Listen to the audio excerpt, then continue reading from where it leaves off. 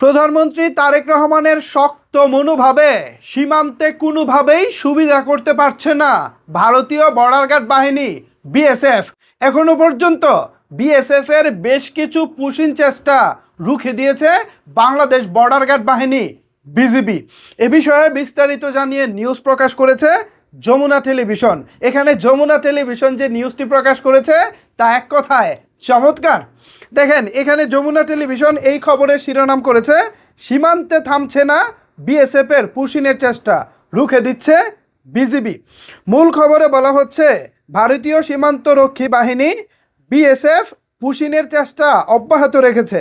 আজও শনিবার 6 জুন দেশের কয়েকটি সীমান্ত দিয়ে পুশিংয়ের চেষ্টা চালায় তারা। তবে বর্ডার গার্ড বাংলাদেশের বিজিবি কঠোর অবস্থানের মুখে কয়েকটি সীমান্ত এলাকা দিয়ে পুশিংয়ের চেষ্টা করা 100 জনকে ফিরিয়ে নিতে বাধ্য হয়েছে তারা। একই সঙ্গে স্থানীয় বাসিন্দারাও বিজিবির সঙ্গে যোগ দিয়ে রুখে দিচ্ছে এমন অপতৎপরতা। শেষ পর্যন্ত নওগাঁ, চাঁপাইনবাবগঞ্জ, ঠাকুরগাঁও, হিলি, মেহেরপুর ও লালমনিরহাটে পুশ ইনকৃত মানুষদের ভারতের অভ্যন্তরে ফিরিয়ে নিতে বাধ্য হয়েছে বিএসএফ।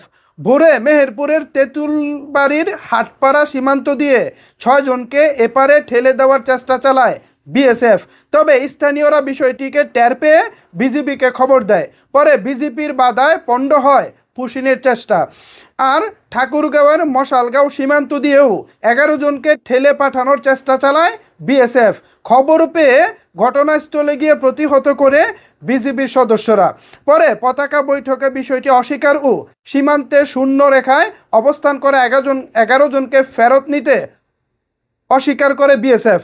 এ বিষয়ে দিনাজপুরের ব্যাটালিয়নের 42 বিজিবি অধিনায়ক লেফটেন্যান্ট কর্নেল আব্দুল আল মঈন হাসান জানান, সীমান্তে যে কোনো ধরনের অবৈধ অনুপ্রবেশ ও পুশ ইন প্রতিরোধে তারা সর্বদা প্রস্তুত রয়েছে।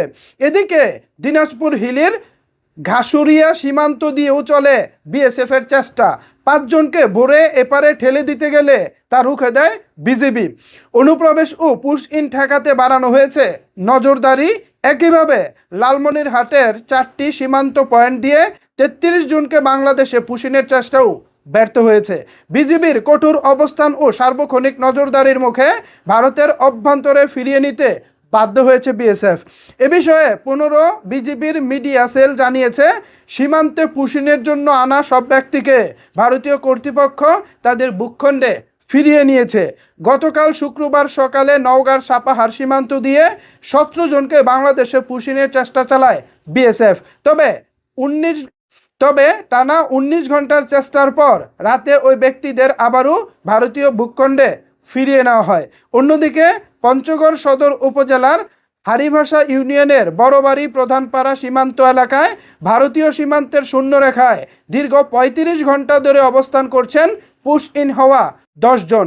তাদের বিষয়ে এখনো পর্যন্ত কোনো সিদ্ধান্ত নিতে পারেনি বিজিবি বিএসএফ। তো ভিউয়ার্স, যতটুকু বুঝতেছি সরকার কড়া পদক্ষেপ নিয়েছে এবং সরকারের কড়া পদক্ষেপের ফলে সীমান্তে কোনোভাবেই সুবিধা করতে পারছে না ভারতীয় বর্ডার গার্ড বাহিনী বিএসএফ। আসলেই ধন্যবাদ জানাই মাননীয় প্রধানমন্ত্রী তারেক রহমান সাহেবকে। এভাবেই সব কিছুকে রুখে দিতে হবে। ভিউয়ার্স, এ বিষয়ে আপনাদের মতামত কি জানাতে পারেন আপনার মতামত নিচের কমেন্ট বক্সে। ধন্যবাদ সবাইকে এতক্ষণ আমার সাথে থাকার জন্য।